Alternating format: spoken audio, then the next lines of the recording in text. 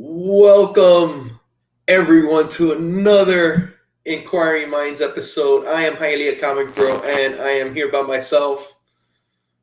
Not forever. I do have a guest, and I do have Conquistadorks Javi. So the show's not ruined. It's not just going to be me and a guest. It's Javi is coming. He's just getting his stuff ready, and let's see if anybody shows up. Okay. I was talking real quick with our guest, and this is the first time I've put the guest in the description of this video before the show. I just wanted to try something different. I always like to just do a surprise. So I guess now we know what's happening because there's nobody in here. Okay, now we got two people. Thank you to those two. It's not a total wash. Thank you so much. And you know what? Let me see. Is my co-host ready? Awesome. So let's add Javi. What's going on, Javi? Yo, what's going on, everybody? What's going on, Hialeah? I am ready to go. Awesome, man. Hey, did you just hear what I said, dude? I put our guest description today in the morning. And look, there's only two people. Usually we have like 10 by now. It's all right. They're all strolling in. It's busy in the YouTube world right now. It's busy. Actually, there's nobody on right now. I think it's because it's the guest that we have tonight, man. I just think that's what it is. Well, without further ado, I'm just pulling his chops. What's up, JHood? What's up, Jamie? Hey, thanks for having me on. Hialeah and Javi. Hey, let me tell you, you have no idea how right you are about putting my name in it. You picked the wrong night. And we went on Hero and the Kid, and you look at the views on all the Hero and the Kid stuff, and we're like dead last. Dude, we had me and my guys on one day, and yeah, you're gonna get like half your normal views. So that's the only thing you can count on. This show's a wash, bro. We could talk about anything, What's up, K Titus? What's up, Patrick Wall? Coach Vic. Man, Coach Vic is here. What a surprise. My ring man, as I call him. What's going on, guys? What's going on, everybody? What's up, K Titus? Patrick Wall, everybody, Kawabanga. Hey, so I was talking to you backstage, and I was just gonna bring you up, introduce you like the man with the most badass tattoo in the whole fucking comic book community. Let me show you. Dude. Okay, so I don't know how you look at your analytics and like what you go by, or like to see what is successful for you. What do you pay attention to as far as was it a good show? Was it a bad average show? And for me, I do watch time. Okay. Because I know that I'm not big enough to really have a wide reach, but I want to know that the people that I am getting into the show are watching till the end. So I had this wild idea of having this kind of this long drawn out story and this big payoff at the end to see if I could really build, the watch time average for that for something. So that one worked out for me. Was that your best watch time or close to it? Yeah, it's weird because even though the payoff's all at the end, the watch time is like 50%. Nice. So I saw I actually noticed. I was going through your channel today, and I actually did notice it was high. It was one of your higher watched shows. Yeah. I mean, it's one that I promoted more. It was about the community. Yeah, so the word kind of spread around. People that did see it, spread the word. So it spread, quicker than usual.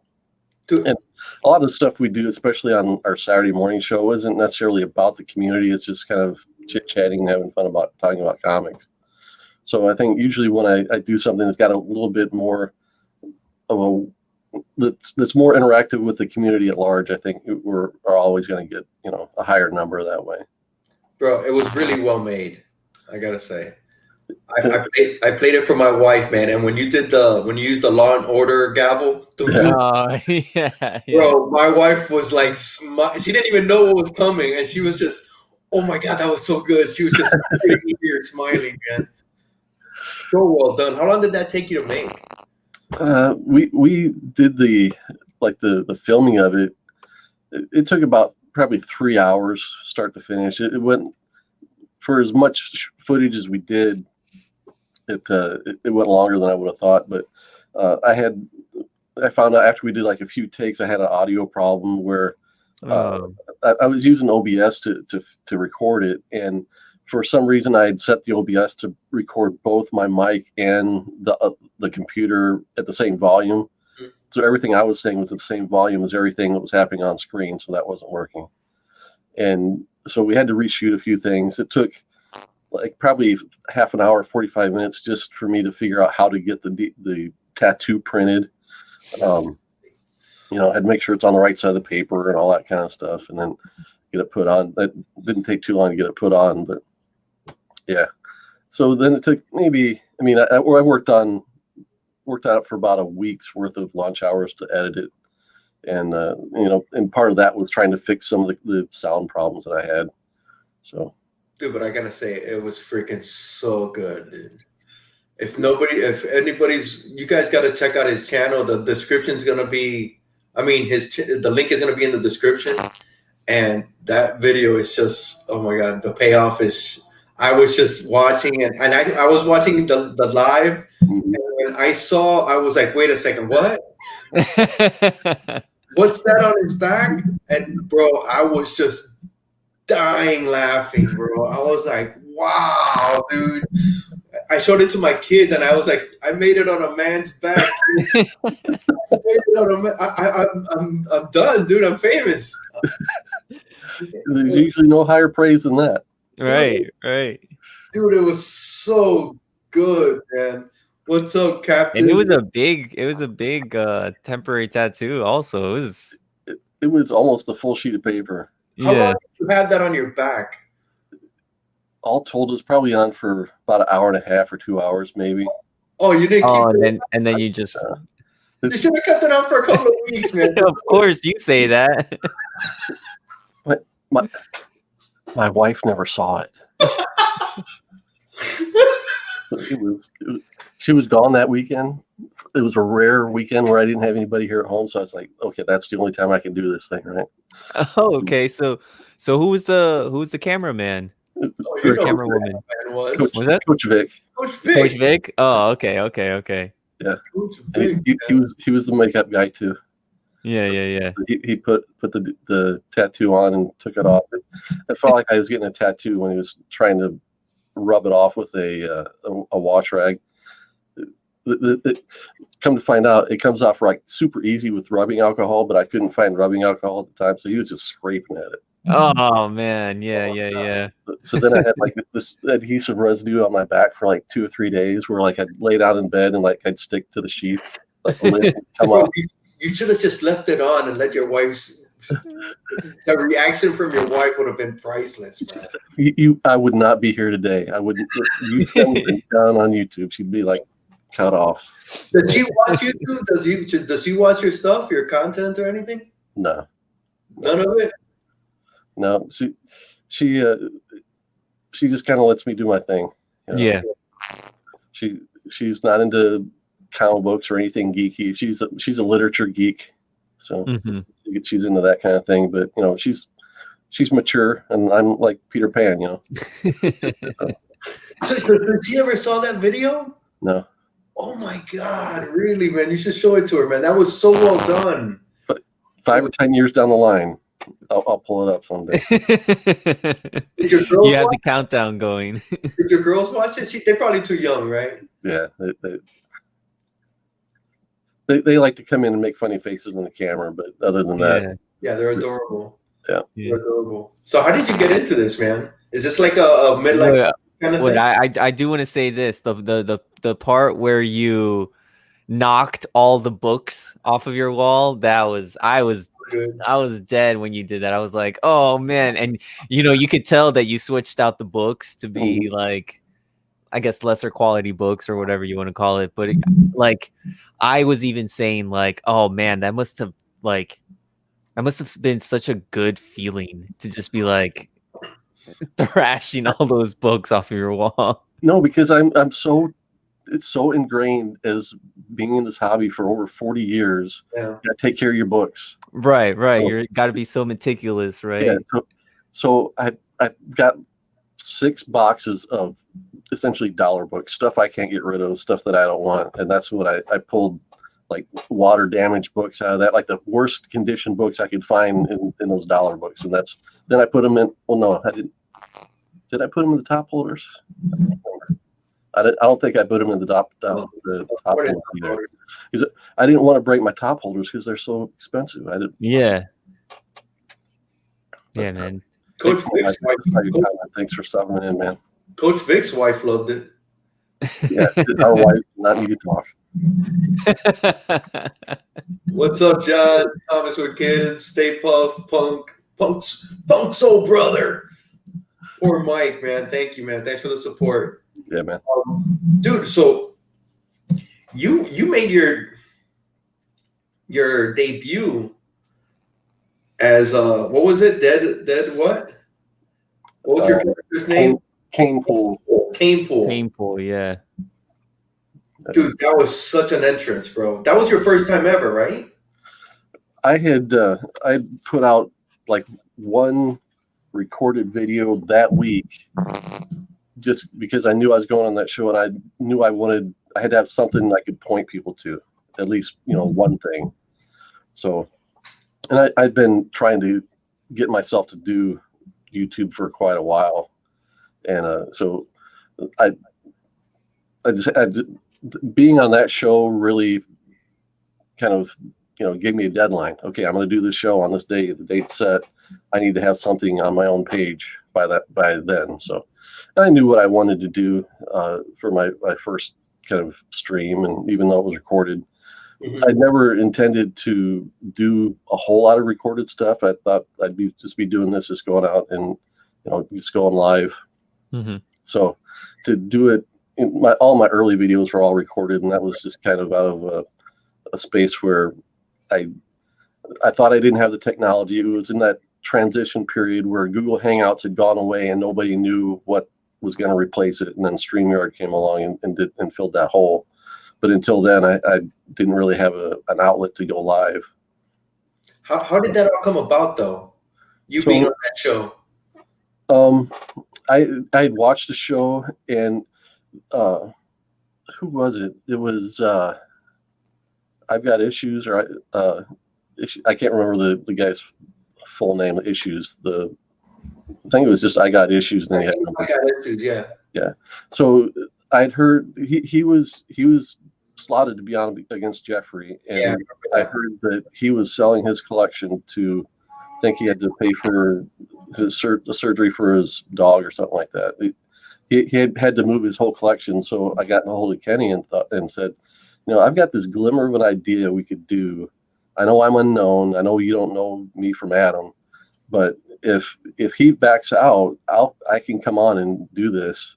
And the more I thought about it, the more I realized it worked best for that cat that night because it was against Jeffrey, who is one of the nicest dudes in the community. Yeah. So I knew I could come on and kind of play heel against him. I wasn't in a position where I felt I had to win. It was his for the taking. I just wanted to make a good show of it. It was the bloody covers was the topic. So I was like, this is all just lining up for this idea I have. And so I just put it to Kenny, and he went to 90, and they talked about it, and they let me on. Speaking of, there he is. Dude, so that was ballsy on your part, man, for never really being on and just reaching out like that. That was, and it worked out great, bro. What was it that you spilled on the? You spilled what was it? Tomato sauce or something? No, it was like fake blood you get at Halloween time, out of a tube. Oh, that's all it was, and you just sprayed it, and it looked like, dude, it was great, bro. Yeah, it was awesome. Yeah. What's up, Jeff? Yeah, Cane Pool. Yeah, I don't think it's ever gonna be forgotten, dude. It was such a great entrance. And then the thing is, Kenny's like, "Can you guess who it is?" And how the fuck are we gonna guess who it is? Right. Yeah, no idea. There was no freaking way, bro. Nobody was gonna guess who it is, dude. But hey, you brought up Coach Vic, man. He's kind of like your Robin to your Batman. And we were talking backstage, dude. How nice is Coach Vic, man? There's no person I know that is nicer than Coach Vic. One time, one of my daughters told me I had to be patient once, and my wife turned to her and said, "Honey, your daddy is the most patient man you'll ever know. Coach Vic is the most nicest guy you'll ever know." I mean, Nice. you guys see him, Yeah. and he's the same off camera as he is on camera. Yeah. I love his smile, man. I love to see him laugh.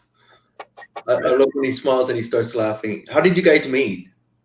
So we met through church, and we were kind of just thrown into this situation where we had to get to know each other. So basically, the way it went down was I was running like our men's events, and I set up this weekend retreat for guys in our church, and we had like 10 guys or something like that. Yeah. But we were trying to, squeeze into as few cars as we can. We drove to this lake house. So everybody pulls up to pick me up, and I was driving, so it was a matter of combining cars and stuff. So Victor got in my car, and I might have met him like from a distance before, but we'd never had a conversation. So we were put in the car and, drove for an hour to this lake house, and we've been friends ever since. How long has that been? See, I think was my daughter born, so it's been 8 years. Wow. Nice. 8 or 9 years, yeah. How did he jump into this with you? Or it's just something that came naturally, or did you ask him, or? No, I kind of told him what I wanted to do. I'd been doing this. I don't know. It's a nationally known club called Toastmasters. Some people have heard of it. Some people haven't. I've been doing that for a couple of years, and Coach Vic he's involved with our youth group at church, and I think he likes to talk. He likes to talk. So he's comfortable talking in front of people and things like that. So I was like, if you want to earn some extra skills, maybe you want to check out this Toastmasters club I'm doing. So he came to a few meetings for that. Real quick, what is the Toastmasters? Okay, so it's a national or an international club where if you sign up, they will help you be a better public speaker. And there's an aspect of it that's really concentrates on public speaking, and then there's another aspect that's more on leadership. And I went for the public speaking in that I was in a spot where I didn't really like what I was doing for my day job, and I wanted to maybe become more of a freelance illustrator. Mm-hmm. But I'm an introvert, I'm shy usually, and I couldn't go out. I was confident in my work, but I wasn't confident going out and talking about myself and promoting myself or even talking about my work. I just wanted to put it out there and say, hey, isn't this great? So I wanted to build those tools. So that's why I started it. So what I found out was that even though I went more for the public speaking, I actually got more of the leadership stuff out of it, because by the time I left the club, I was one of the club in the club government, one of the leaders and things like that. So what I found was I do these speeches, and you can go and when you sign up, you can do speeches on whatever topic you want. And I'd find myself where I prepare a speech, give it, and it didn't go that great. So I would default back to a more comfortable subject matter, which was usually comic books. Mm-hmm. Nice. And I'd do that the next time and it would be better. So what I found was, well, the things I'm more comfortable talking about are the things I know really well. Mm-hmm. And so after doing that club for 2 years, we had a small convention start in our small town here. And I knew the organizer, and I said, I've been doing this public speaking training thing. Let's see if I can put it to some practical use and give a presentation on comic book artists at on a panel, like a formal panel like you see at conventions. Yeah. And so I put together. I started studying, and this is a long story, but I started studying. I wanted to do the foremost influential comic book artists, and so I landed on Jack Kirby, Will Eisner, and Neil Adams, and then I couldn't figure out who the fourth one was. But I started doing the research on the other three, and what I found was there was so much on Jack Kirby that I had 5 times as much stuff to say about Jack Kirby than the other two guys combined. So I narrowed down the speech to just Kirby, and so that's what we did the speech on. Yeah.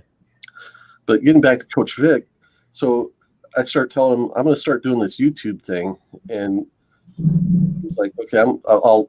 Well, he didn't even say it, he just did it. He went out and started watching YouTube vids on comic books to see what the community was about, and I kind of told him what was happening here. We've got people throwing around, AOKs that people never see coming. Sometimes they're books they can't afford, and they're just being dropped, by other very generous people. But I said, but the thing is that everything is so positive throughout the whole community, where even if there's a bad comic book comes out, we don't concentrate on it. We just talk about what we like. Yeah. So he kind of got into it, and then he's like, okay, well, the next time you do this, why don't I come over and, maybe I can help in some way. His background, I think, was in sound and video presentations and stuff like that, like back end stuff. Yeah. So he said, maybe I'll come over and maybe I could help in some way. So it helped just by having someone in the room while I was going live or recording to get some kind of reaction out of somebody as I was talking. And that helped liven me up, body language wise and that kind of thing. Nice. So, yeah. So that evolved from him just kind of being here for me, almost, just support, to he sits next to me every Saturday morning. So. Dude, I love watching that Saturday. I don't always catch it live because it is kind of early. Mm-hmm. But when I can't, and around 10 o'clock is when we're all getting going, but I do catch the replay, and that show's great. What's your, oh my God, I can't remember your third wheel. Alan. Oh my God. Al. Dude, Al's special, huh? Yeah. He's a character, dude. So, and this goes back to me, wanting to start doing YouTube. I wanted him with me the whole time because I knew my personality and I knew his personality. I know we really bounce off each other really well. So I knew he would get the best out of me, but just by being involved, and I knew he was reliable just because the person he is. Yeah. Yeah. He's the same way as Coach Vic, though. What you see on screen, he's like that all the time. So it's a great dynamic with the three of you. Yeah. It's a great dynamic. Yeah. Alan looks like he's nuts, bro. He comes across like he's just down to do anything, right? He's just ready to go. He's ready to go, bro. I mean, I don't know. He's got a comic book collection. I don't know how many comics he has, but he doesn't approach the art form or the hobby like the rest of what we do here in the community, where, he's got stacks of comic books without boards and bags in a closet somewhere. He's got them under his bed. So he's just like, he'll pull them out and flip through them, and he doesn't care what they cost. Well, he's not going to go out and spend a lot of money on a book. Right. Mm-hmm. He doesn't value them more than their entertainment and artistic value in them. And I really, I respect that about him, because sometimes we do get hung up too much on, here's a key and it's a 9/8. And it's nothing wrong with, if that's what you're collecting, there's nothing wrong with it. But there's also, but I want to see the pages in the slab, and I don't want to be so precious about it that I don't feel comfortable looking through books. He wouldn't have had a problem knocking those books off the wall. In other words, right? He would have just gone to town and just made a joke and just destroyed them, right? He wouldn't have cared. Yeah, that's no big. He probably saw the video. That's no what's the big deal? What did you do? No shit, dude. Go ahead.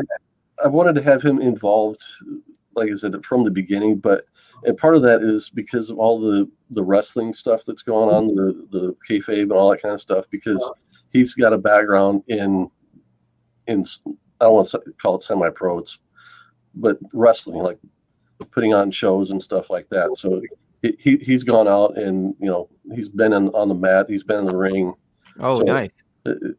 I'm just dying to get him on the hunt sometime. I want him to come in and be, Kane Pool's manager or something like that. So he can do all the talking. I'll just show the books. But he works nights, so it's hard to get the schedule. Oh man, that would be awesome though. That would be freaking great. He could have been he could have been a promoter. Perfect. Yeah. And he's come up with his own characters. Of course, he's got 3 or 4 different characters in his repertoire that he does. And but yeah, he's been a great friend of mine for probably 15 or 20 years now. Wow. Well, if he's ever on takes a vacation or anything, you got to schedule it, man. Yeah. And the sad thing is, Ben, I didn't realize it, but every time I talk to him, I'm like, he's been on working days because of the shutdown. And then every time I mention, bringing him on, he's like, oh, I think I'm going to go back on nights real soon. So I haven't been able to line it up, but he didn't actually go back on nights until real recently. And it's kind of a shame that I could have taken him on the show. Work it out and stuff. Yeah. It's all right, man. The time will come again. Yeah. Hey, I want to get into what do you do for a living? Okay. It takes a nice sip. I know I know it's what you do for a living, and you might not want to talk about it, but I am super interested in it because. Well, go ahead and explain what you do. Okay, so I always lead with this. When guys our age, guys of a certain age like us, when we were kids, we would buy plastic model cars, and there were names like AMT and NBC and Revell and Monogram, and you would take your car and you take your kit and you glue the engine together, and you get your rattle can paint and paint it, and you get runs in paint and all that kind of stuff. And then 2 years later, you grow older and somebody gives you a pack of firecrackers and you go out and you blow up your car, right? Yeah, basically. That's kind of the life cycle of what model kits were when we were kids. So just like comics has this aging collector base, I would say. Right. It's even to a further degree when it comes to model kits. So, long story short, my job is to manage a line. I manage half the line of model kits for a company named Round 2, and we've bought legacy brands like AMT and MPC, and we have a line called Polar Lights that I am more familiar with. I manage more of, where we're either taking an old model kit that we put together when we were kids. If you put together an AMT Enterprise, USS Enterprise, when you were a kid, we've got the tooling for that, and we produce them today. So part of it is taking an old kit and refurbishing it to the point that it looks just like it did when we were kids. Same packaging. It's a facsimile, just like comics. And guys are really into, oh, this is the kit I built when I was a kid. Over the years, that kit parts have been taken out. They made a drag racer out of it, but we backdate it so it's exactly the way it was when you were a kid. So that's half of what we do. The other half is we come up with new kits, and I get to play around in the sci-fi, superhero, pop culture side. So I get to develop brand new Star Trek model kits. Wow. Space 1999 model kits. I've worked in Marvel and DC. I developed a 1966 Batmobile. I become somewhat of an expert in these things because I love the 66 Batmobile, but it isn't until you look at it from the standpoint of these super picky modelers that want everything, every detail there, and it has to be authentic, has to look just like the real thing.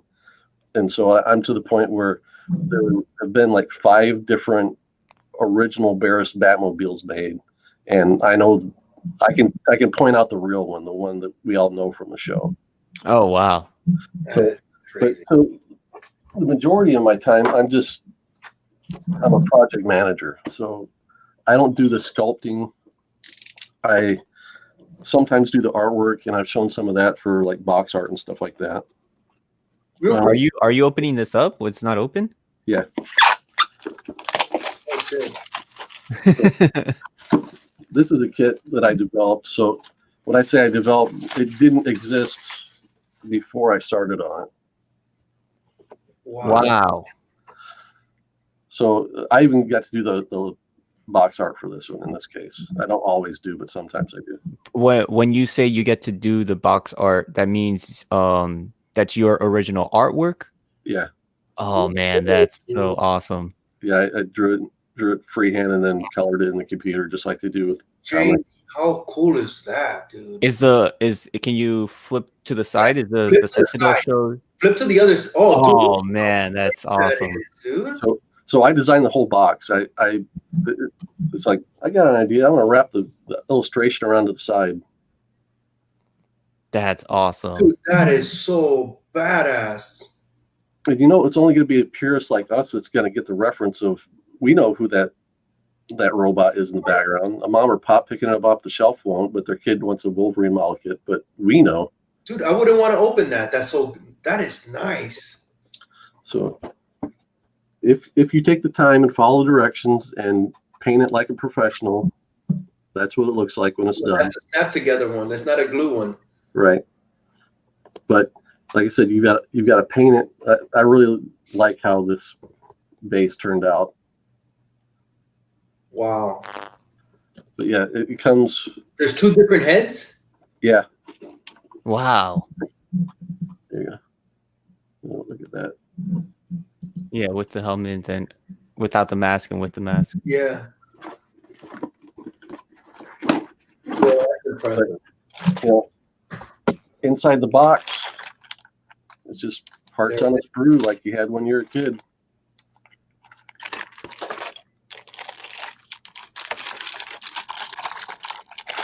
Okay. Oh wow, that's awesome.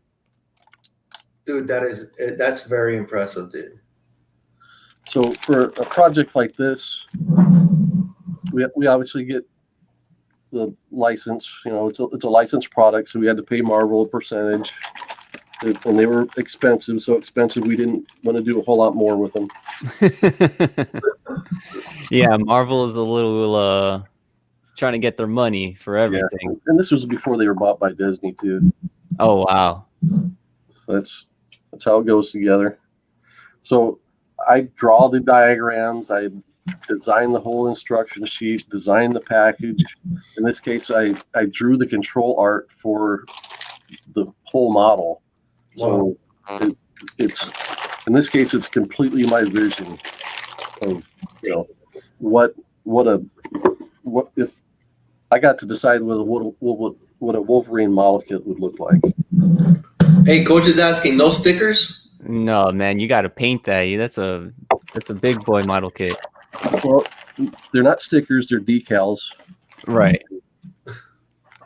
All you get are the stripes for the uniform.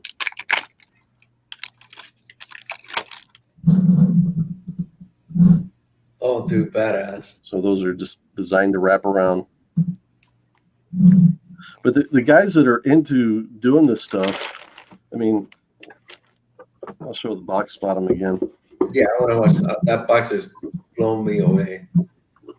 The guys that are into this are really into it. So we're all familiar with like the sideshow statues and all that kind of stuff. Right. Yeah.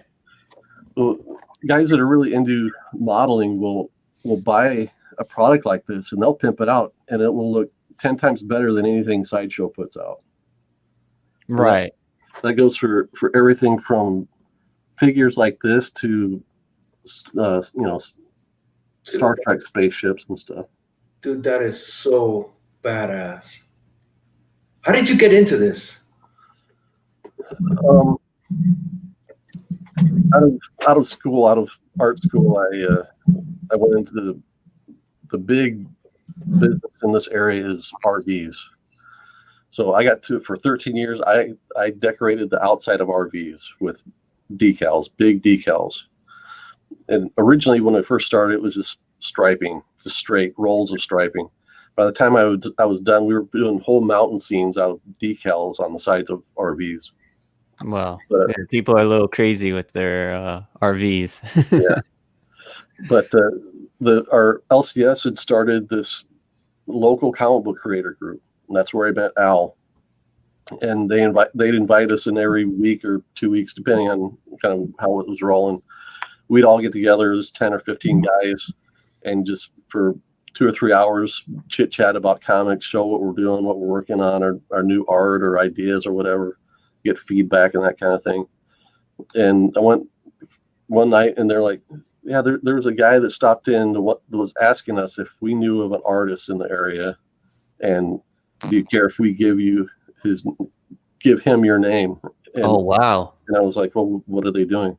Well, they do originally when I started, the Round Two's main lines were slot cars, Mm-hmm. and then holiday season action figures for like Peanuts, Charlie Brown, Snoopy, those guys, and Rudolph the Red-Nosed Reindeer. And they were going to introduce a new line for Frosty the Snowman. So the first thing I did when I got the job was design what the Frosty the Snowman action figure was going to look like.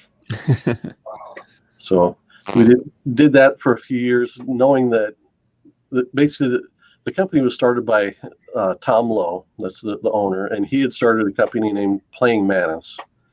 He sold Playing Manus to what would become Tomy, essentially. And what he found was that they were doing they had Polar Lights was their model kit brand. They had Johnny Lightning cars, round2.com. I think that's our corporate website. Yeah. So they had Johnny Lightning diecast cars, which are, higher end Hot Wheels type thing. Yeah. Model kits, and then Peanuts and Rudolph toys, action figures. And so he sold that. The company he sold it to was only going to continue Johnny Lightning. So they just put everything else off to the side. And so Tom started a second company and started licensing the brands and the tooling that he just sold. And so he built Round Two, and it's called Round Two because it was his second business in the kind of toy collectible. And now here, 15 years later, he's essentially gotten all of it back because the company he sold it to didn't know what they had, what to do with it. They couldn't steer the product right. So he's got a staff there's probably 7 or 8 creatives on staff that are really passionate about what we do. I mean, he's got guys working on the diecast car line, and they're real passionate about diecast cars. Like I said, I run about half of this line. The guy that runs the other half is real passionate about the car models.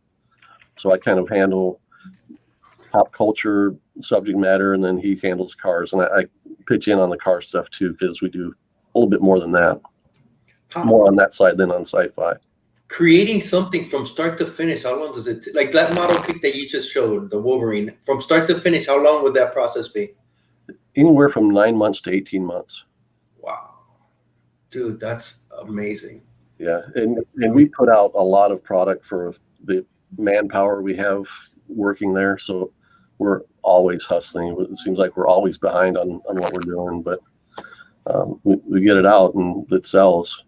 You were saying about the collectors, the nitpickers, about the details. Do you get when before you put a product out, how much of that? Who double checks that? What's the how much feedback do you get as far as your consumer base? Oh, how much feedback do we get from the consumer base? Yeah. Okay, so people have gotten so particular about this stuff because not necessarily coming out of sci-fi, but out of the military model. Yeah. So and why is that? Because some of that stuff still exists. And so a guy can go to an air show and take photographs of a real P-51 plane, take that back to his studio and compare his pictures to the model he's building. So they got so particular in the military end that they started counting rivets in battleships and hulls of planes. Wow. We call these people rivet counters. Yeah. But I mean, we say wow, but we're like, don't handle my comic book wrong because you're going to put a crease in it. You know? That is true. You're gonna dent the corner, man. Yeah. You're gonna dent it. Don't open that book up. It's worth something. Yeah. So it's I from that standpoint, I understand their passion. I understand what they're going through. You're right. You're absolutely right. So everything that I do, yeah, I wanted to get a Wolverine model kit out because there wasn't one, and if any superhero deserved it, it was Wolverine. But in almost every other case, I'm just doing what I hear the market telling me that they want. A couple of years ago, we did a 2-foot-long Klingon ship, the Klingon ship from Star Trek: The Motion Picture. They've been hounding us for this model since we opened it back in 2008. And so we finally brought it out, and people are just, everybody's in awe over the amount of detail we managed to get into it, the accuracy and all that kind of stuff. Wow. So I go into it knowing how particular my consumer base is, and I chase the details as long as I can, hold out for as best as I can under the circumstances I'm working in. That said, yeah, we get emails in from unhappy modelers, but we get probably the same amount of praise from people that enjoy the stuff. Right. Let me ask you real quick, man. Okay, how many Space 1999 fans are there out there still? You would, okay, so since, again, going back to when we got into this business, I've got this one modeler that builds all of our sci-fi stuff for us. Okay. And he's always the biggest Space 1999 fan. This is Jim Small. Jim, if you're watching, and sometimes he does. Awesome. He from the beginning, he's like, you got to do Space 1999, man. I'm like, tell me 5 people that remember Space 1999. Bro, I remember Space 1999, dude. I saw you showed one of the main ship. Yeah. I was like, oh my God, I haven't seen that since I was 5. Yeah. It was with Martin Landau and it was British. It was British, right? It was a British show, and it wasn't the best, but I watched it. You know, it was a knockoff. It was like a poor man's Star Trek kind of thing, kind of, yeah. So if you, a lot of people will say, well, it was the poor man's TV version of Star Wars, but if you look at the timeline, it came out before Star Wars. Right. Exactly. So it aired on TV in syndication for 2 seasons in 1974 and 75. Right. And so that it has never been put into reruns. No. Ever. Seen it again. Well, never seen it again.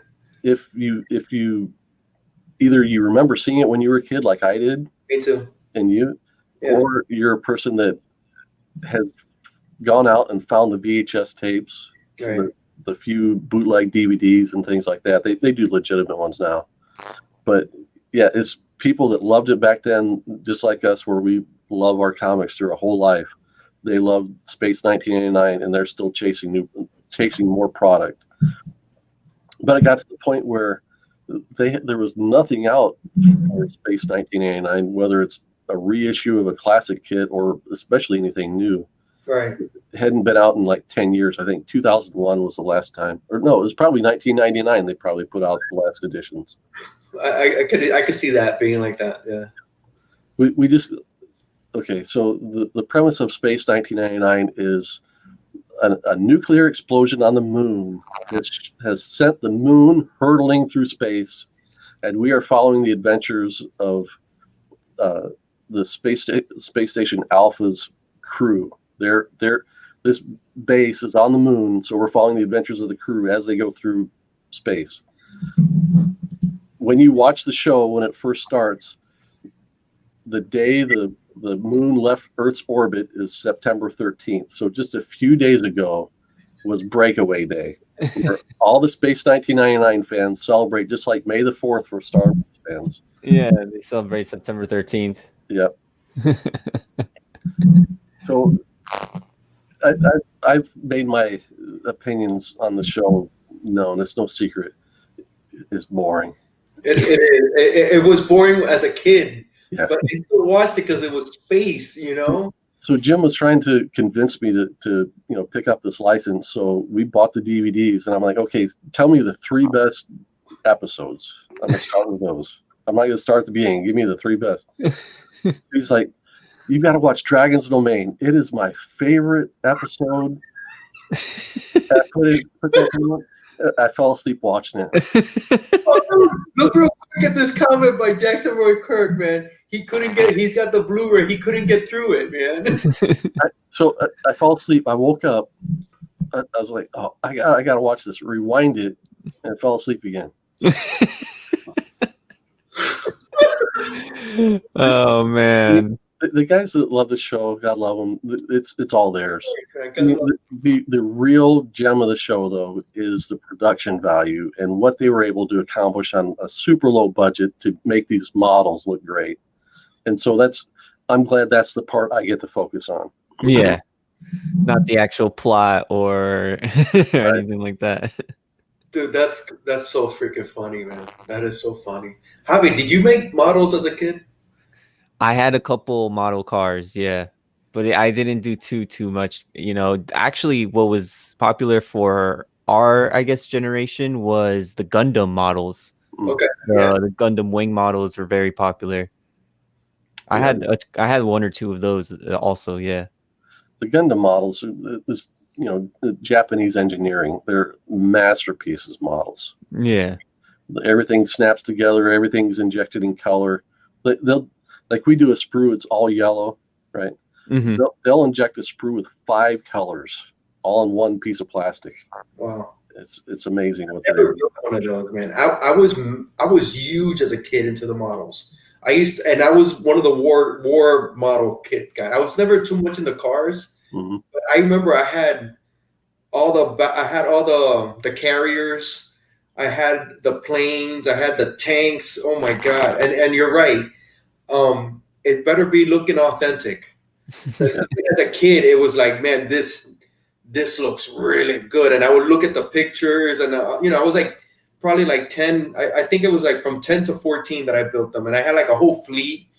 And funny that you say that you guys kind of refurbished that old stuff. I was at Hobby Lobby, I believe it was last Saturday, with my daughter.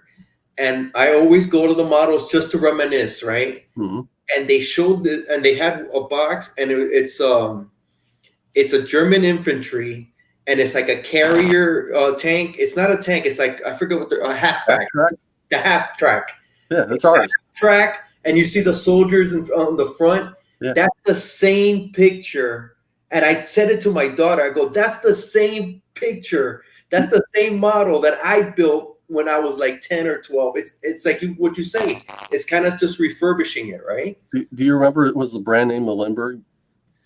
That I don't remember, man. That I don't remember. Well, you saw the picture, or I don't know if you took the picture of the brand. I didn't take a picture of it. I was just showing my daughter. Yeah. I brought the kit down. I showed her, and I was telling her, yeah, look, I built this, and oh my god, I was all over it. I think that might be ours, because we own the Limburg brand, which is one of the oldest model kit brands. The plus side is it's one of the oldest, most historic brands. The downside is the quality isn't all that great, especially up to today's standards. Bro, I love model kits. Yeah, it's funny because my where I used to work, we used to have to build like displays and stuff, and you would have to follow the directions, kind of like what you saw. And nobody in the damn store knew how to follow those directions, bro. I was tasked with making all those displays just because of the simple fact that I could follow those freaking directions. And I think it's a skill that's lost now, because not a lot of people just know how to follow it and build something. Yeah, I mean, IKEA, anybody that's bought IKEA furniture, it's all, that's what I'm trying to do is when I engineer a kit, I've got to, especially if something's brand new, I got to figure out what order to build it in and all that kind of stuff. So yeah, figuring out, trying to get in the headspace of, just like Stan Lee wants every comic written for anyone. So if it's their first comic they're ever reading, it's going to be a great experience for them. I got to look at my stuff the same way. Any model I put out, that could be someone's first experience. So I got to think of that kind of the lowest common denominator, as far as skill level, and try and get inside their head and plan ahead for them to make sure that the instructions are clear enough. And hence why it takes so long from start to finish, because that's all steps that you guys got to consider. Mm-hmm. That's crazy, dude. Amazing job, dude. I think that is. I definitely feel blessed. It's a dream job for me would be sit here at my drawing board and paint all day, but this is the second best. I'm perfectly happy doing it. Dude, getting to you brought up the painting. Your artwork's freaking pretty badass. Thanks. Dude, you did what was the piece that you did? Well, I think it was for Comic Books NYC, right? I did a Batman and Robin for him. Yeah. Oh, yeah. It's kind of my take on kind of a transition period in the golden age Batman, from the the wide-eared Batman to teaming up with Robin. How often do you do work like that? Not often enough. That's your real passion, isn't it? Yeah. And what I was able to assign myself to do these model kit paintings, the packaging painting illustrations. What I realized is that when I sat down to paint those, I hadn't painted in 20 years probably. Oh wow.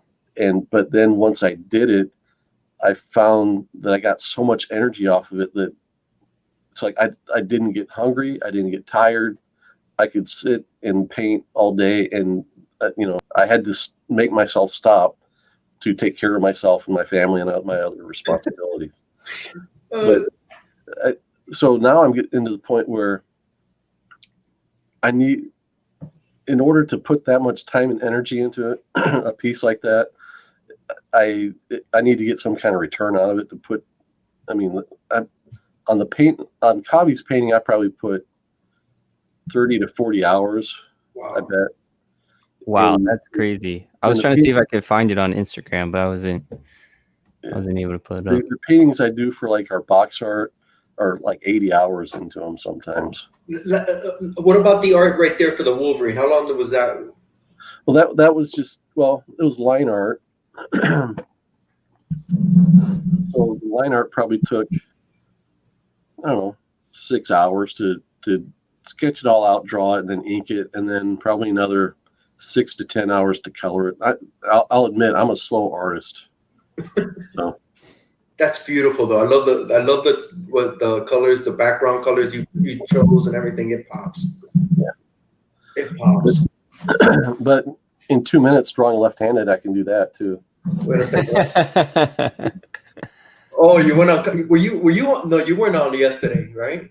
Last week and the week before. Last week. Yeah, my Wolverine turned out all right. That Nightcrawler wasn't bad.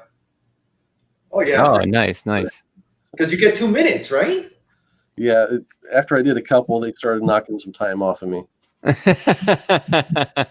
How long did poor Mike's asking? How long did Biggie's Hulk Hogan take? That was a bit of a different animal because I was using reference. I mean, I'd found a photograph that I was following, but I probably put 12 to 15 hours at least. Wow. Coach is asking a question. How long was the 1999 ship? Is that a joke? Okay, so is that an inside joke, I guess? How long did it take me to paint it? How long is the ship in real life? How long is the model? I need more specifics. I mean,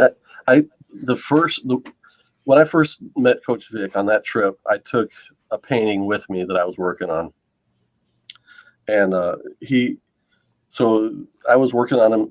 I think they were playing a board game or something, and I was sitting there painting on this thing, and he looked at it and he thought it looked pretty good. And I said, yeah, I probably got another 40 hours to put into it. And he said he thought it was done when he saw it. Oh, man. Was that a painting or was that just a drawing, like line art, you said? That was a full painting. Oh, wow. Nice. Yeah.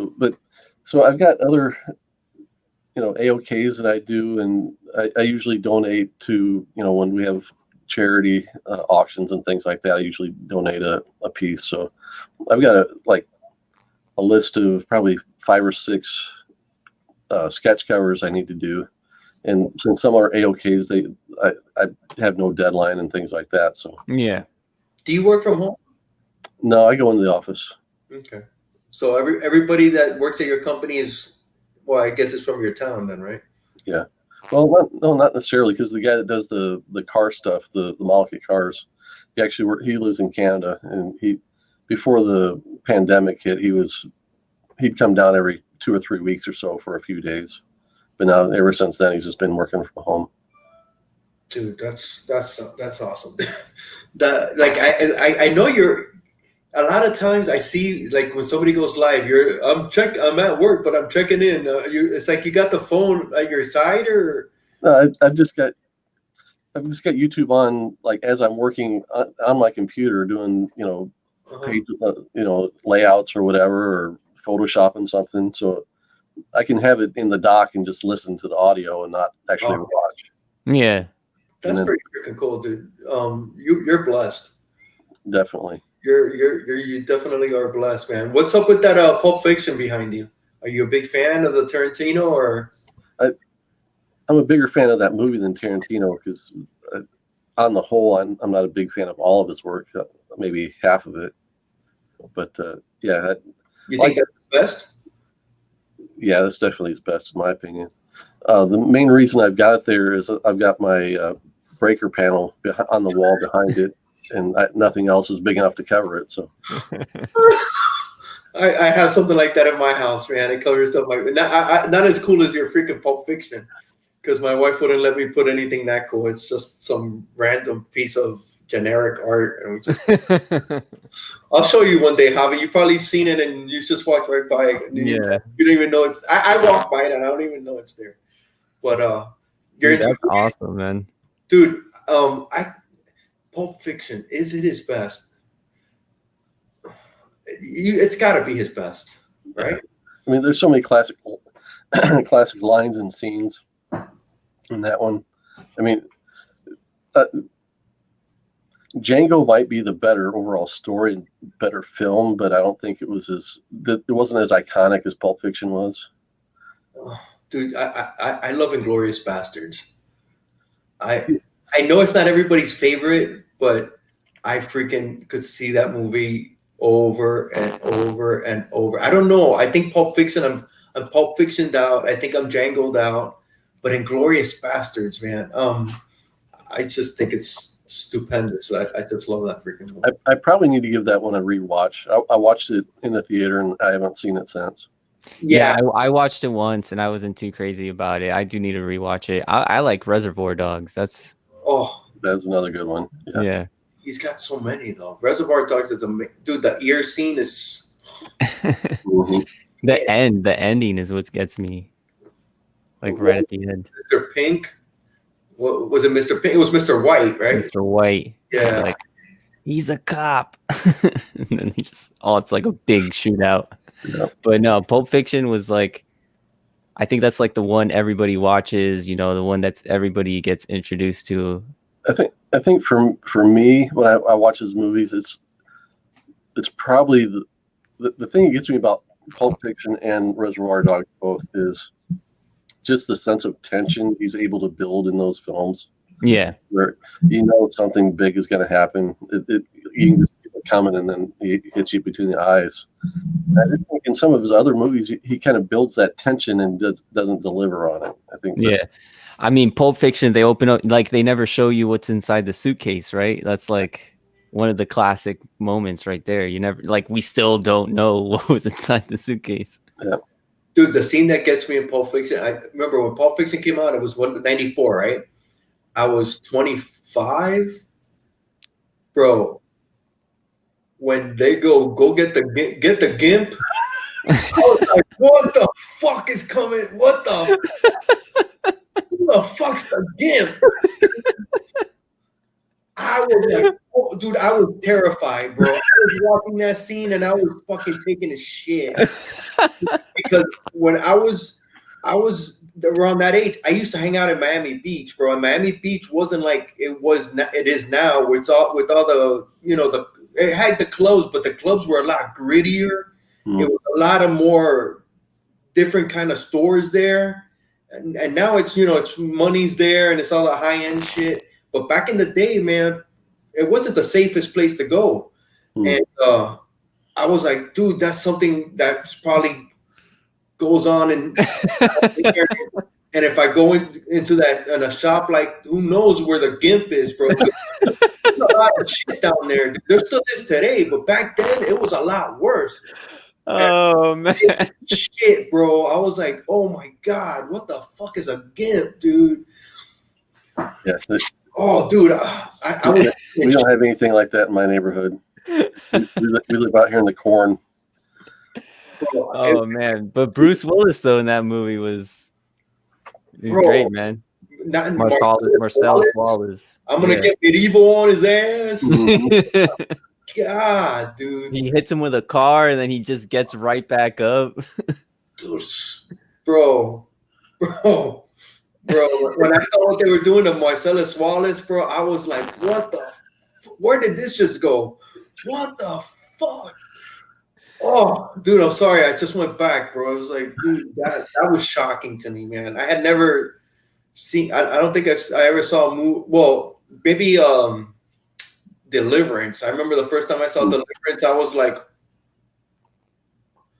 terrified, dude. I'm sorry. I'm going somewhere we shouldn't.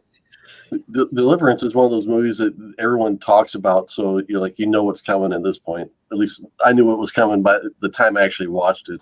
I'd already been spoiled. Bro, I saw I knew Deliverance, but I didn't know Deliverance. And I used to work like at 4 a.m. back then. I used to go in at 4 a.m. So I would get up about 3, get dressed, turn on the TV, and go to work. I saw that scene at 3:30 in the morning before I went to work, and I was half asleep, and I was like squeal like a pig. Sweet. Bro, and then John Voight with I went to work and I was like, fuck it. I was everybody's like, what's going on? I go, dude, I just saw Deliverance. What the fuck was that?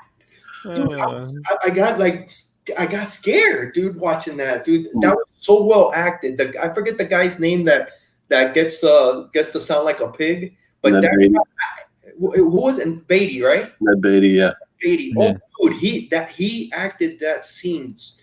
It was believable. He looked terrified. Yeah. My God. Oh, dude, where has this show gone? Told you, bring me on. You're gonna get like 10 views. Oh my God, dude! Deliverance and freaking. Oh, all right, man. Dude, I don't even know where to go now. Oh, my back started hurting. I'm sweating. Oh. Have you all? I'll go ahead and take over the subject. Have you always, I mean, you got into the RV decals and stuff like that. Have you always just wanted to draw? Were you always drawing when you were a teen and stuff like that? Yeah, I mean, it seems like art and comics have just always been there. Like I always had a stack of comics and I was always coloring or drawing or something. And I've never been the type that like I could like fill a sketchbook or things like that, or talk about art and tell you why one piece is so superior to another or anything like that, other than like, hey man, that's cool. Yeah. Just grew up in high school, and I grew up in a situation blessed enough to know that if I wanted to go to college, my parents would be able to help me go. And so if I was going to go to college, it was going to be for art. That there really wasn't anything else that I was that jazzed on. Yeah. But if I hadn't done that, I probably would have tried to get in the Air Force and fly fighter jets or something like that. Be the next Luke Skywalker. Dude, that's a big change there. Two different. Did you ever take a break from comics? Technically not. There was since high school when I first started having a pull box at my LCS. Oh wow! The only time I stopped having my LCS pull books was in the year after my first daughter was born, because I didn't have the time to read the comics I had, and I wasn't making the time to stop in at the LCS to get my books. Yeah. So I had stacks piling up, and I felt bad, and I just didn't want them to have to continue kind of, pulling my weight, just having dead stock waiting for me to come get it. So I told them to stop, and then within 3 or 4 months, I told them, yeah, can you put these books on the list for me? It didn't take long, but there's a little pause there where I just didn't have time for it. Where did you grow up? In northern Indiana. Other than going away to college, I've always lived in this general neighborhood. I mean, I literally live a mile from my parents, where I spent most of my life growing up. So my wife's from here. She's never left town. Dude, some people frown on that, and I understand, but I also like that.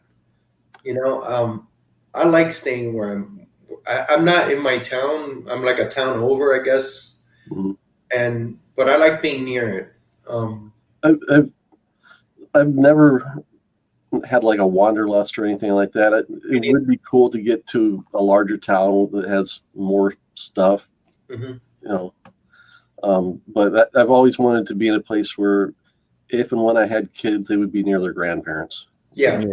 I had the same. That was my thinking as well. I could not take my kids away from my parents. Yeah. So I found myself. So I had kids real late in life, obviously. So I've got my oldest nephew has kids that are older than my kids. Oh wow! So most people my age are empty nesters, and in some cases have grandkids. Rather than kids that stay at home. So I find I'm in a real odd, very unique position that way, in that I think my kids keep me feeling young and energized. I definitely don't feel my age. But then again, I'm somewhat hindered by having those little kid responsibilities around to not be able to just go off and do what I want to do on spur of the moment. Mm-hmm. Yeah, dude, I'm the same way. I don't plan on leaving where I grew up, man. I just love it down here. I've never had that wanderlust either. Have you, Javi? Oh yeah, you're a wanderlust. I knew it, dude. I'm ready to go. You're ready to scram, right? Leave town. Don't look back. Don't let the door hit you on the way out, dude. Yeah. I just love. I don't know, man. I'm gonna live and die here, probably my whole life. I mean, besides family, there's and the fact that so I've got my family here, and I've got a job that I really enjoy. Yeah. If one or the other were to not be part of the equation, I probably would have moved away by this point. But yeah, but you're pretty much set, Mm-hmm. And you mentioned that high school you have a pull list since high school. Is that still the same comic book shop that's there now? No. Okay. But I've only had 2. I mean, we've had other LCSs in the area, but I've only had pulls at 2 of them. I'm the type that's loyal, so yeah, I had a hard time telling the one shop I'm going to stop my pull list and then go to another one. But they got to the point. Okay, so with the breaking point was when the LCS I usually went to didn't have like the recent issues of Batman during the whole Nightfall storyline. So the fact that he didn't have the books on the shelf and they did, I was like, well, if I'm not getting the books, I'm going where I can get them. So, but it tore at you, didn't it? Yeah, a little bit. I could see it. You still look torn. You still feel bad. I helped that guy move from one location to another as a high schooler, and it was just a weekend thing where it's like, he had posted, and I'm moving to this other location, and I'm like, well, you want any help? And as far as I know, I was the only volunteer that just offered just to help. He's like, yeah, sure. So I just helped him move a couple carloads of books. But But then I've gotten close to the LCS owners that I've had ever since too. So Cool. I helped them move once, I think. I kind of feel like that. My LCS is pretty far. I think I passed 3 stores, and I just can't go somewhere else. I like that store. Yeah. How big is your pull list? These days, it's a little longer right now because I pulled Empire, which in hindsight I wish I hadn't. I try to stay away from the crossovers and that kind of thing, but I like the Kree Scroll War back in the day, so I was hoping they'd be able to recapture some of that magic. But it's not the same, right? Disappointments like that is the reason why my pull list seems to dwindle. My spending on comics hasn't gone down because I've been buying older books at a higher price point, but I probably got 10 or 12 titles, I bet. Wow, I didn't expect that much, honest. I didn't think you were into that many. Yeah. I get the regular Batman title, I get the X-Men title, and that's just that's just watching the boat sink as far as I'm concerned. It's like as far as the X-Men right now. But Thor, I like Thor a lot. I mean, I'm not a historical Thor fan, but yeah, Kate's run on Thor has been good. A lot of indies. Something's Killing the Children. Nice. Straight Bullets. I finally got a new issue of Straight Bullets in my pull this week after like a 1.5 year wait. Straight Bullets is intense. You should I've only read the first volume. I would love to read more, but Straight Bullets is intense. Yeah, it is. You just did a show on it, didn't you? Yeah. I did a contrast between that and 100 Bullets. Yeah, I saw that. I've never read it. David Lapham, right? David Lapham. Yep. Yeah, and he writes and draws it too. And is it still in black? It's still in black and white, right? Yeah. It's awesome, man. Yeah. Yeah.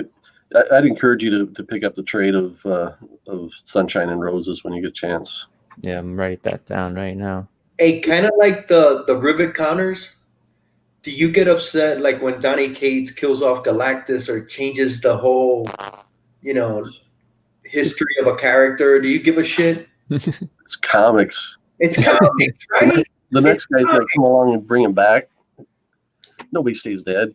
That's what I got into it with Kenny, man, because I was like, dude, it's comics. Who cares, dude? Galactus will be back. He changed it. So what? It's comics. He's still coming up on covers and stuff like that. So, dude, it's comics. So what? Oh my God, he damaged the history that Stan Lee created. No, man, change all that shit. Kind of like the movies too. People get so upset, dude. Was 84 paying attention a few years ago when they made him like the light Galactus? The Lightbringer Galactus, yeah. For that Ultimates 2 run. Yeah. That didn't last long. That was only a couple issues, right? Yeah. I hope he's not here. I think he stepped out, but that was and I think it was an off air or something when we got into it. But it was all good. It's not like when me and 90 get into it. It was more civil. It was more civil. There was no name calling. There was nothing like that. I gotta read. Gore Vidal says I could read Stray Bullets for the rest of my life. I agree. I'm in the middle. I'm further than beginning, but I'm rereading the entire run, and just to show how comic book geeky I am. I went the other night. The stories are not necessarily told in order. Right. It just jumps around. He gives a date, but they jump back and forth, and sometimes the stories aren't related one to the other from one issue to the other. Yeah. But there are clues that he's dropping in all these stories, and some of them happen way in the past and some are way in the future. And so I went through, and you have to open up every issue and look at the date on the first page. And I put them all in order, so I'm reading through now in order, chronological order of the storyline. Oh, wow. Dude, so I have chills like right now. Dude, that's so awesome, Nick. That's awesome. It's interesting to see. He's done 3 series so far. He's done Stray Bullets Killers, and he just wrapped up Stray Bullets Sunshine and Roses. Mm-hmm. And they all intermix, and it's interesting to see how they jump back and forth in time. A lot of it's a period piece. If you're not familiar with it, most of it is set in the early 80s. So you get references to characters seeing Star Wars for the first time, things like that. So that's kind of cool. But I always am hesitant to kind of tell what it's about, just because I found such great joy in discovering it as you read it, and being able to decipher for yourself what all the clues he's dropping mean. But if you like crime comics, and if you like comics that really build characters, I encourage you to read it. But there are some GIMP moments in it, so just be aware. Yeah, it can get a little dark. Yeah. But it's great, man. D-Hide was the one that told me about it. He lent me the first volume. Why am I not surprised that D-Hide told me about it, dude? Yeah. D-Hide seems to be like the dark person. Go to D-Hide for all the dark and risque and, But it's still very well written. Like, I don't want to say that it's a story about nothing, because like once you have you read it, JHood, you've read way more than I have. But it's just like crime and mystery and like very good at character building, and you see one story, you see the character at a young age, and then at the next story it hints that it might be that same character grown up, but you're putting the clues together. Mm-hmm. So it's really good. Yeah.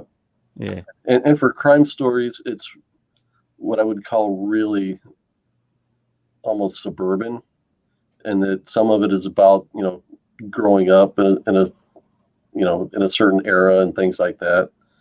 And you get some there's definitely like a mafia involved, but it's not like gangsters and stuff like that necessarily. There's more about the hitman and the people the hitmen are chasing. How many issues are there in this? He's probably close to 100 by now between the 3 series. And it takes a while, I think that's what I got, that it takes a while between issues or series, or how does that work? He took a 9-year hiatus at one point. The first Straight Bullet series went to issue 41, and there were 9 years between issue 40 and 41. And then he brought out 41 and started the Killers miniseries the same month. So he was doing it regularly for a while, and then there's been like a year gap between the last 2 issues. That's nuts, dude. Was there a reason for that, or you don't? He does do other projects, and he doesn't. A lot of people haven't read this because they haven't heard about it, and he doesn't do marketing on it. He only markets it within the book itself. Who publishes it? Image. And originally he was publishing it himself. The original run he published under his El Capitan publishing house. And now, wow, I gotta get into that. I want to pick up The Boys too. I want to read The Boys. I want to get the first trade of that. Have you been watching that show? I watched the first season of it. I haven't dived into the second season yet. Bro, have you watched the second season, Javi?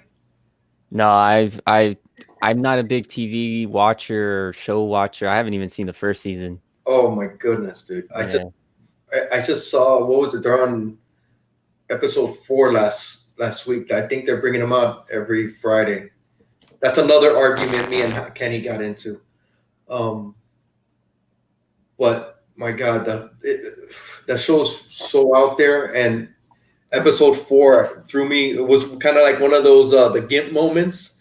And if anybody's watched it, I think you'll know what I'm talking about, because I did not see it coming, but it was so good. Yeah, Gore's been leaving. He's not on social media, so we have to communicate through comments on our videos. Bro, Gore is a wealth of knowledge, bro. He is, for sure. My goodness, bro. He's got it at the tip of his finger. Tatum O'Neal and Bad News Bears. I was in love with Tatum O'Neal and the Bad News Bears, man. Oh my goodness. What's up? Oh shit, I didn't see him. What's up, Comic Mags? Thanks for coming by. Didn't see you, man. Sorry. So what do you got for you got a couple of things on your channel. You got the comic book collaborating time. That's your Saturday show. It's every other Saturday, right? Yeah. And that's kind of evolved because that wasn't the name originally. And I think you kind of like evolved into that. Mm-hmm. And you also got Issue at Hand. I haven't seen an episode of that in quite a while. Yeah, we stopped doing that, and it's not that I didn't think it was. We weren't successful in accomplishing what I wanted to, but yet in some ways it fell a little short from what I wanted to do was get like a wide variety of guests and maybe introduce some people from outside the community to the community. And then like I've got a friend of mine that is in animation. He's worked at Sony. I could go through like a list of cartoons and movies he's worked on and you would know them. So I wanted to have guys like him on, and he agreed to come on, but we just need to line up the time. Yeah. So I want to do things like that. And then I also wanted to get more of a wider range of interests, have guests come on with interests that aren't necessarily line up with mine. But what I found was I was inviting guys I knew was comfortable with, and they all liked the same thing I did. I picked an issue of X-Men. Hialeah picked an issue of X-Men, and yeah, I picked an issue. If I would have known that, I would have picked something else, man. I never want to influence the choice though, because that's all part of it. So, thank you, Vic. That was a lot of fun hanging out with you guys. I had a blast. Do you find it hard to say no when you get asked to come on somewhere? No, because like I said, I'm in that weird place, and I battle with myself on this where. It's like I want to have the flexibility to just hop on with somebody, and if somebody puts the link out that I would be able to hop in. But usually, I have to limit myself to being on, period, just a few times a month, and I have to put it on the calendar, on the family calendar, to let everybody know when I'm doing what. That kind of thing. And so I don't have the kind of the flexibility of schedule just to kind of be real spur of the moment usually. But sometimes inspiration strikes and I have a few spare minutes, so I'm able to do like the show I did for the Stray Bullets thing this past Sunday, where I had a great idea, had time to do it, and was able just to jump in and get it done. So but yeah, I wish I was able to do more. I was able to be on in prime time live more, either on screen with other people or in more chats and things like that. But most nights I'm just putting my kids to bed between 7 and 9, so I'm not able to watch things live during that period. So well, I'm glad we came on at 9:30. Yeah, it really worked out well for me. Nice. It was perfect. Yeah, I get the same way, man. I started thinking, okay, when am I on? When am I doing something? And it's like, okay, it's like 3 days in a row. Okay, that's a lot. Okay, tomorrow I'm off, but then I got something. YouTube is pretty overwhelming, man, because it's hanging out with your friends, and it's really addicting. Yeah, it's really freaking addicting, bro. Because one, nobody's, especially during this time of COVID, everybody's at home, and this is like our social interaction is this. So it's crazy. So what do you got? What plans do you got for your channel? Are you gonna? Do you think you're gonna be doing more? You're gonna? So I stopped doing issue at hand, so I could do more guest appearances like I'm doing tonight, and find other ideas to do other primetime shows when I want to and things like that. I will probably go back to that at some point and do some specials here and there. But other than that, I'm just constantly in a place where I'm reevaluating what I want to accomplish by doing YouTube, by what content I'm putting out. So the video I did on Stray Bullets and 100 Bullets is really more of what I intended to do when I first had the idea to come on and start doing this stuff, other than being friendly and joining the chats and being more socially interactive and things like that. So I'm at a point now where I'm kind of reevaluating, okay, what I need to figure out what the next thing's going to be that really accomplishes some of the goals that I had when I set out to do YouTube. So we'll continue to do the Saturday morning show indefinitely, and then that show's been growing every week that you've done it. Yeah, you're getting more and more people watching it. I've noticed. And I started doing it on Saturday morning because my wife was taking my kids out for swimming lessons on Saturday morning. So there I had, free time. Nobody's in the house. I can do whatever I want to for a few hours. That's how it started up being a Saturday morning thing. And now it's my Saturday morning thing. So having Al come in and Coach Vic with me has kind of influenced that show, in that I don't want it just to be what I want to talk about. So I try to make sure we've got enough time, enough leeway in whatever we're doing, that all three of us are involved in the discussion and things like that. So, and probably the biggest benefit for me is just having those two guys, having something to do and say with them, regularly. So, but what I want to make sure I'm doing with that show, though, is to have something to offer and delivering on what I promise. So it becomes a little problematic of, keeping it on the rails as far as what we're talking about, having a specific subject or things like that. So we've played around with things like the pop quiz and the Take That. And I think there's some amount of success in those things. So we'll probably continue to do some things like that. But I also want to have something a little bit more meat and potatoes in that show too. You just had your first anniversary, right? This past Saturday? Today is my 1 year anniversary. Oh, okay. Today's your 1 year anniversary? Really? On YouTube? Yeah. No. Oh, wow. Shit. I know you had that show. You did it like Saturday. And that first recorded video, I premiered it on a Tuesday. So yeah, that's how it would work out. Oh, dude, that is so cool. Oh man, that's awesome, man. It didn't dawn on me until you said that. Wow. Dude, I'm honored. We're honored. Too cool, dude. It was just meant to be, I guess, right? Yeah. Awesome, dude. Javi, we're at the 1 hour and hour and a half. I told you, man, it goes by and you just don't even realize the time. Yeah. But you got any last questions, Javi? I don't know. Is that Wolverine still for sale or no? Yeah, you know what? I was thinking the same thing. Where can you find that Wolverine, dude? Okay, so because inside baseball, this kid bombed. Oh man! And we ended up with a ton of inventory that we blew out and sold all of it to Diamond. The best bet to find it is to look on either Amazon or eBay and see if it's up on there. Yeah. And what would you put? Wolverine model kit? Yeah, Wolverine model kit, and make sure it's got the Polar Lights logo. Some other company did a real bad Wolverine years and years ago, but Polar Lights Wolverine, it should pop up. And I'm hoping it won't be that terribly expensive if you find it. I think the original price on it was $30 retail, probably. And it bombed? Yeah, and I blame our sales staff more than the kit or the effort that was put into it. It was released at a point where we were in a little bit of a transition as far as what our sales team was doing, and they just didn't pick up the ball and run with it as far as getting word out, marketing it very well, and that kind of thing.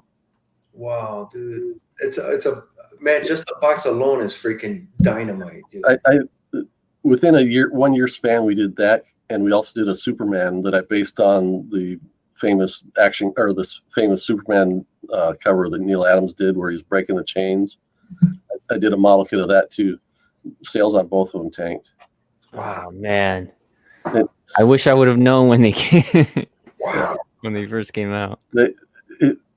It's not okay. So Diamond can be difficult to deal with, and that was our only outlet to sell it to fans outside of modelers. Almost all of our other sales go through our regular modeling hobby channels. Mm-hmm. So when they didn't push it hard at Diamond, that's where we failed. Wow. What's a big seller? Is it the cars or the army, right? The biggest segment of the market is the military stuff, yeah, and then the cars, and then sci-fi spaceships and stuff. Yeah, I was looking at your website and I saw that you do have some of the Godzilla monsters on there, like Rodan and King Ghidorah and a Godzilla one too. Yeah, I did the box art for those. Nice, that's awesome. That piece of art is available too, if anybody's interested. Oh wow! What was that? The original art for the Godzilla kits. I did all 3 characters on one big board, and that original art is for sale if anybody is interested. Well, I'll go to the website and look after this, man. Dude, it's amazing, dude. So, all right, guys, I guess, JHood, what do you got? Okay, what do you got? Anything coming up for your channel right now? Just our Saturday morning show for now. All right, you got to do more, because I got to tell you, man, I love your dry wit. You're funny as hell, dude, and you don't even know how funny you are. I love your videos. You're a fellow Kamagories champion. You did amazing. The Saturday mornings, the coaching you up just prior to you going on Kamagories was so much fun.